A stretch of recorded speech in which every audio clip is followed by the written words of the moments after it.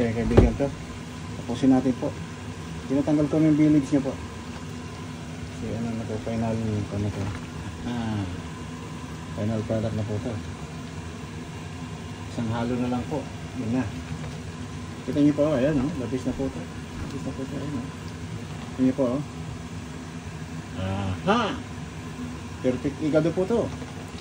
Nakita niyo po. Pero alam ko, lahat ng Pinoy magaling magluto. Kanya-kanyang version po yan. Iba naghalo ng konting kamatis, pwede rin po. Pwede rin konting tomato paste, tomato sauce. Pwede rin yung aswete ng konti. Pwede rin po yun. Huwag lang masyadong marami. Ito walang ano, natural lang ko lang to. Kala mo lang ano, yan o. Wala akong inalong ibang kulay po nito. Normal lang na ano. Yan. Yan po o. Paano kaibigan? Kain po tayo. Ayan. Sarap po ito kaibigan.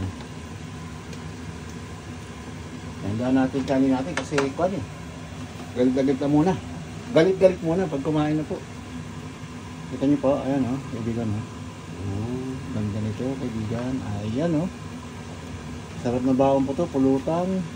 Halo sa kanin, ano, baon, lahat na. Hindi po ba? Kita niyo po. Sabaw niya po, malapot-lapot po ah.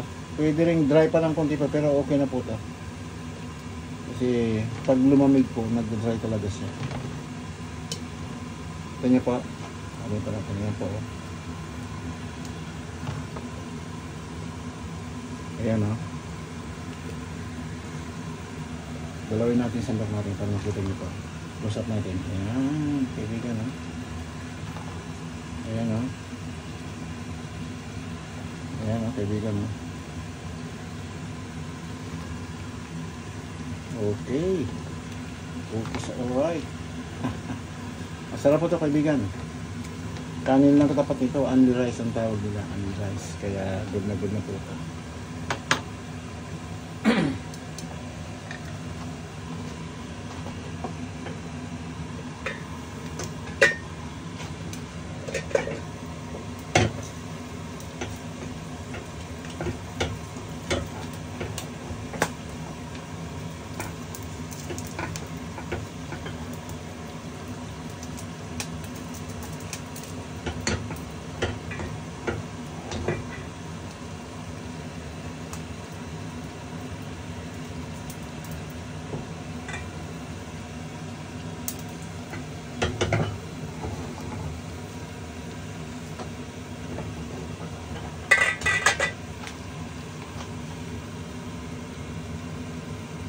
Kaibigan, last na ta.